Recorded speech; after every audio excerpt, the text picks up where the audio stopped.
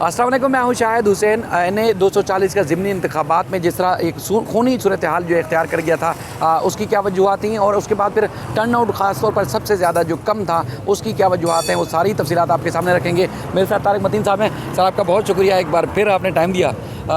NA 240 का जो ज़िमनी इंतखाब हुआ है उसमें एक तो टर्न आउट बहुत ज़्यादा कम है। बहुत सारे लोग कह रहे हैं कि PTI ने चूँकि हिस्सा नहीं लिया था इंतखाबात में तो इसलिए लोगों ने वोट नहीं डाला, लेकिन एक असल हकीकत ये है कि अल्ताफ़ हुसैन साहब ने ना सिर्फ बाइकआउट का ऐलान किया बल्कि डोर टू डोर ख़वातीन ने भी मुहिम चलाई थी कि इसमें जो भी इंतखाबात में हिस्सा ले रहे हैं उनको वोट ना डाला जाए। तो बुनियादी तौर पर हम वोट में अगर इलेक्शन में बात करें तो आपको क्या लग रहा है कि किस वजह से वोट नहीं पड़ा? अच्छा, वोट अल्ताफ़ हुसैन कराची की सियासत में एक बहुत बड़ा फैक्टर है। अल्ताफ़ हुसैन कराची की सियासत में एक बहुत बड़ी हकीकत है।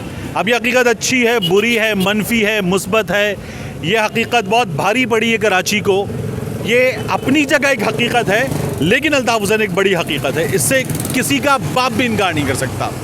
अल्ताफ़ हुसैन ने इसी शहर में मेजर जनरल रिजवान अख्तर साहब को, मेजर जनरल बिलाल अकबर साहब को जलसों में गालियाँ दी थी, फिर बाद में माफ़ी भी मांग ली थी।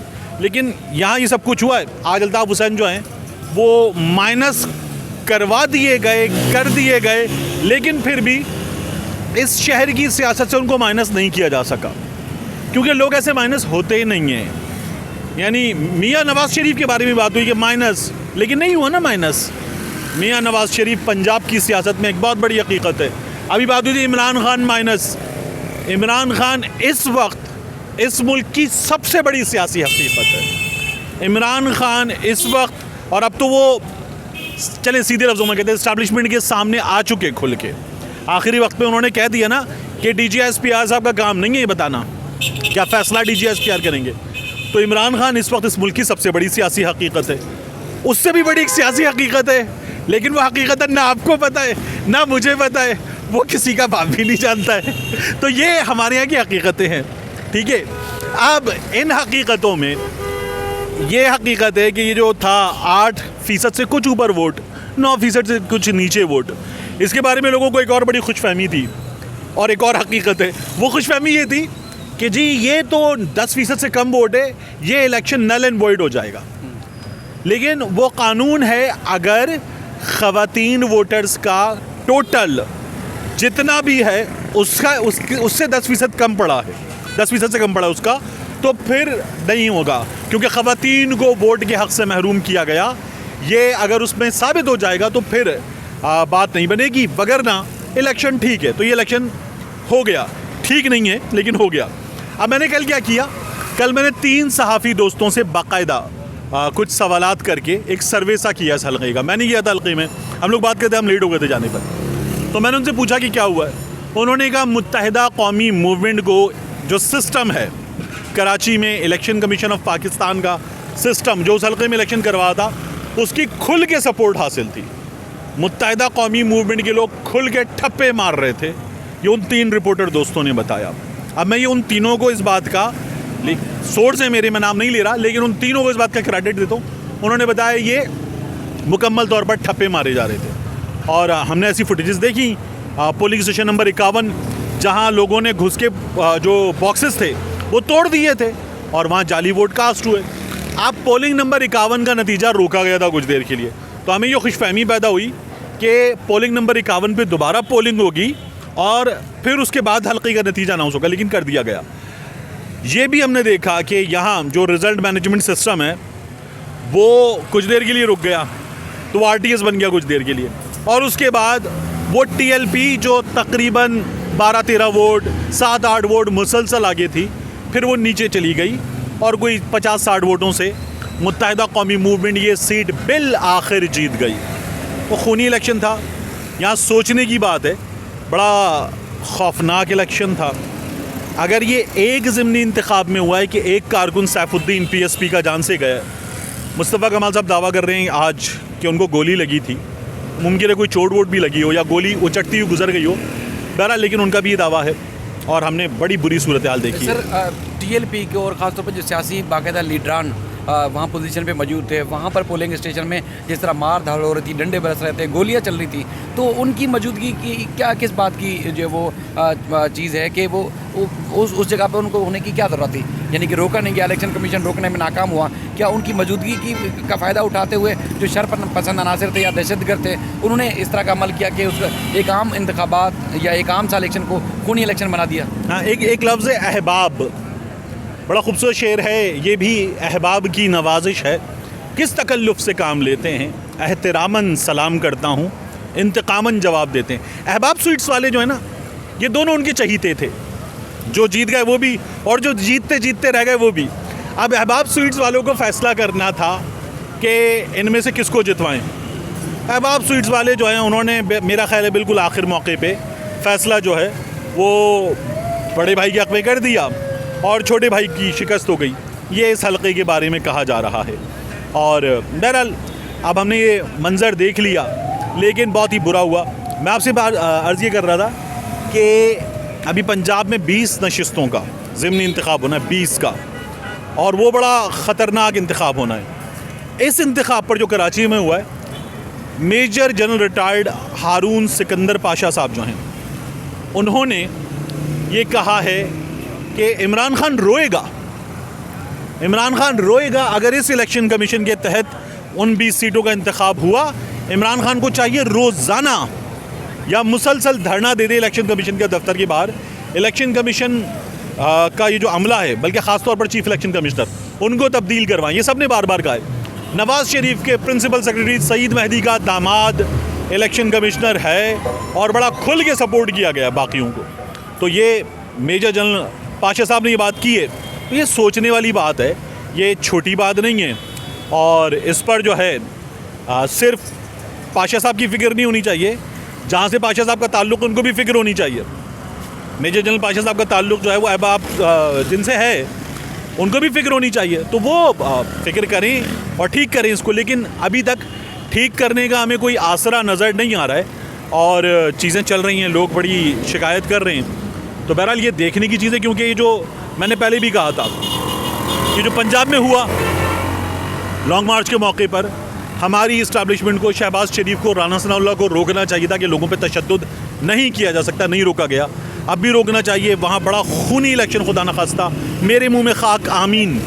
मैं गलत सोच रहा हूँ, अल्लाह करे, आमीन आमीन, नहीं होना चाहिए, लेकिन बहुत ज़्यादा ख़तरा है उसका। सर, यहाँ पर पुलिस ने जैसे दावा किया, जो शरपसंद अनासर या दहशतगर्द जो थे, जिन्होंने कल इलेक्शन में जो कुछ किया, यानी कि कुछ लोग ज़ख्मी हुए, फायरिंग हुई, मैदान जंग बना हुआ था, उसमें तकरीबन 150 से ज़्यादा लोग जो है गिरफ़्तार भी हुए। उसमें तमाम जमातों के जो कारकुनान हैं वो भी शामिल है। असला ख़ास तौर पर जो है वो तहवील में लिया गया है। लेकिन वहाँ साद रिजवी की मौजूदगी, और ये वो जमात है जो पाकिस्तान की सियासत में बड़ा किरदार अदा करने की जो ख्वाब भी देख रहे हैं। तो क्या फिर इसी तरह होगी जिस तरह मुस्तफ़ा कमाल भी फरमा रहे थे कि अब किसी को मुँह पे आके बोलेंगे या लब्बैक या लब्बैक या रसूलुल्लाह? तो ये क्या तरीका है? मतलब क्या इस तरह, मतलब ये कलमा पढ़ने वाले जो नबी सल्लल्लाहु अलैहि वसल्लम से मोहब्बत करने वाले लोग क्या आपस में एक दूसरे से इस तरह जो है मुकाबला करेंगे या एक दूसरे की चिड़ बना के जो वो इलेक्शन जीतेंगे? बहुत ही अफसोसनाक है, नहीं होना चाहिए था। ये जो है किसी के मुंह पे आके कहना लब्बैक या रसूलुल्लाह, लब्बैक या रसूलुल्लाह।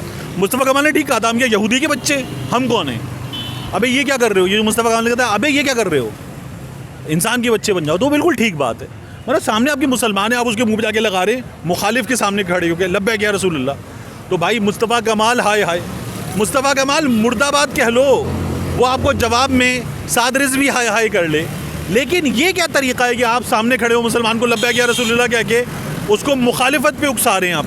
ये तो कोई तरीक़ा नहीं है, ये गलत है, ये नहीं होना चाहिए था। और ये कोई इससे अब यानी अगर फजलुर रहमान साहब की जमात है तो फजलुर रहमान साहब की जमात इलेक्शन के दिन कम से कम सियासी नारा नहीं लगाती, वो इलेक्शन में फिर इलेक्शन का नारा लगाते।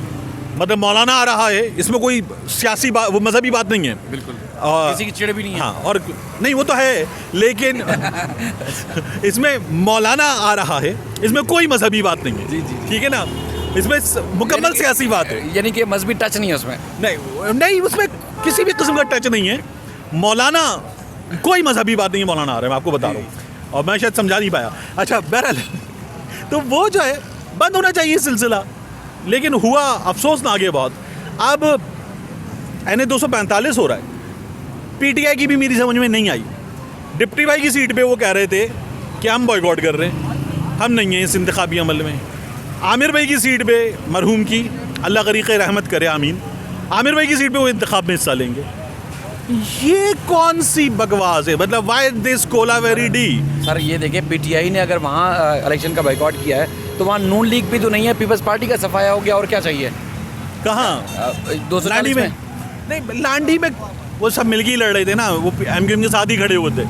लेकिन ये जो हल्का है 245, यहाँ पर पीटीआई को हिस्सा लेना है, वहाँ पर नहीं लेना था कि जी हम कौमी असम्बली में वहाँ नहीं ले रहे। तो भाई ये भी अगर पीटीआई ले लेती और मान लीजिए कि जीत लेती, तो फिर आमिर भाई वाली सीट पीटीआई जीतती, तो फिर शहबाज शरीफ साहब वज़ीर आज़म रहते नहीं, ख़त्म हो जाता खेल। ये तो बेवकूफ़ी की है, ये तो खेल ख़त्म करने का सबसे अच्छा मौका था। ये तो जमात इस्लामी वाला काम हुआ ना, इसका मतलब है। हाँ, ये तो ज़ाया किया, ये तो बेवकूफ़ी दिखाई है, ये बेवकूफ़ी तो नहीं दिखानी चाहिए थी। अब ये ठीक है, ये बात कर रहे हैं कि हम NA 245 लड़ेंगे, अच्छी बात है, लड़ लें। और अगर चौधरी साहब के जो दो होनहार सपूत हैं, चीमा साहब और सालिक हुसैन साहब, वो अगर इधर आ जाएं तो काम ख़त्म। तो उस पर काम हो रहा है। लेकिन मेरा ख्याल है कि चौधरी परवेज़ इलाही से ज़्यादा ज़िले इलाही की सुनी जा रही है, चौधरी परवेज़ इलाही की नहीं सुनी जा रही। तो ज़िले इलाही जो है उन्होंने काफिले को आधा इधर किया हुआ है, आधा उधर किया हुआ है, तो ज़िले इलाही की सुनी जा रही है, परवेज़ इलाही की नहीं सुनी जा रही। तो वो टूटी हुई है और काम बना हुआ है, एल्फी लगी, वो टूटी हुई है काफिली और एल्फी लगी हुई इन सबको, तो इन सबको एल्फी लगी रहेगी। नहीं सर, मैजिक चल रहा है, मैजिक यहाँ। हाँ, मैजिक पे इपॉक्सी, हाँ मैजिक इपॉक्सी जो है वो ज़्यादा मजबूत होती है। तो खैर बहरहाल, लेकिन उसका दाग होता है, उसका दाग होता है, और ये वाला दाग नहीं। ये दाग तो अच्छे होते हैं। नहीं, ये वाले दाग नहीं जो अच्छे होते हैं। देखिए आप किस कदर दागों पे तकलीफ बहुत है आजकल, बहुत शदीद तकलीफ है दागों पे। तो बहरहाल ये जो है वो नहीं होनी चाहिए थी। लेकिन बहरहाल अजीब चूचू का मुरब्बा है, और ये चूचू का मुरब्बा कह रहा है। जाते जाते मैं आपको बता दूं कि ये जो FATF से निकालने का काम है, ये हमने किया है। पाकिस्तान को FATF से अभी खैर निकला नहीं है, इसकी अनाउंसमेंट बाद में है। अभी ये पता चला है कि काम पूरा हो गया, आपने होमवर्क कर लिया है, आपको नंबर बाद में मिलेंगे, अभी ये हुआ है। तो बहरहाल वो ये कह रही है हमने किया है। तो बंदा पूछे कि बाप मनी लॉन्ड्रिंग का मुल्ज़िम वज़ीर आज़म, बेटा मनी लॉन्ड्रिंग का मुल्ज़िम वज़ीर आला, और आप कह रहे हैं हमने फाइनेंशियल एक्शन टास्क फोर्स, इसका जो प्लान है वो हमने मुकम्मल किया है। और वो जो हिना रब्बानी खर साहिबा कह रही हैं ये हमने किया है। वो बंदा पूछे खुदा के लिए, जिस रोज़ मुश्तरका इजलास में मंजूर हुआ, सेनेट में इन लोगों ने मुस्तरद करवाया, फिर हुकूमत ने मुश्तरका इजलास बुलवाया और उस रोज़ इन लोगों ने बॉयकॉट कर दिया, बाहर चले गए, वोट नहीं दिया। जो वोट नहीं दे रहा वो कह रहा हमने निकाला है। मतलब बंदा इनसे पूछे कि अगर ऐसे करना है कैसे निकाला है। अब नासिर हुसैन शाह साहब कह रहे थे कि ये लोग यासीन मलिक को जेल से नहीं निकाल सके, PTI वाले, इन लोगों ने FATF से निकाला है। तो मैंने कहा यार जैसे आप लोगों ने FATF से निकाला है, ऐसे यासीन मलिक को भी निकाल लें। और एक मरियम नवाज शरीफ साहिबा के इर्द गिर्द नज़र आती हैं, लेफ़्ट राइट, उनका नाम है हिना परवेज़ भट्ट। हिना परवेज़ भट्ट कह रही हैं जिसने उसामा बिन लादेन को शहीद कहा था, वो कह रहा है कि हमने पाकिस्तान को FATF से निकाला है। तो मैं सोच रहा हूँ जिसने उसामा बिन लादेन से पैसे लिए थे, वो जो लंदन में बैठा हुआ मफरूर भगोड़ा, उसकी जमात कह रही है हमने निकाला है, जिसने उसामा बिन लादेन से पैसे लिए थे। और पैसे भी किस चीज़ के लिए थे? बीबी की हुकूमत गिराने के पैसे लिए थे। आज वो बीबी के बेटे को बेटा बना के कह रहा है हमने गिराया है, हमने निकाला है FATF से। तो ये लतीफ़े हैं, ये सियासतदान नहीं हैं, ये लतीफ़े हैं, ये सब के सब लतीफ़े अपनी अपनी जगह पर। शर्जील नाम मेमन साहब जो हैं मेरे बड़े अच्छे दोस्त हैं, भाई हैं, वो ये कह रहे हैं सारा क्रेडिट बिलावल को जाता है। तो मैं सोच रहा था वो आदमी जो ये कह रहा है देखते हैं कैसे होगी,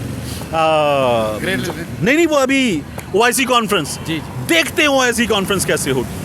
तो मैं सोच रहा था कि ज़रा सा भी तेरे में गैरत हो तो बंदा ऐसी बातें ना करे। वो ये वाली हमारे यहाँ के लोगों की सियासत है, और उस पर वो कहते हैं कि जी हमने निकाला है।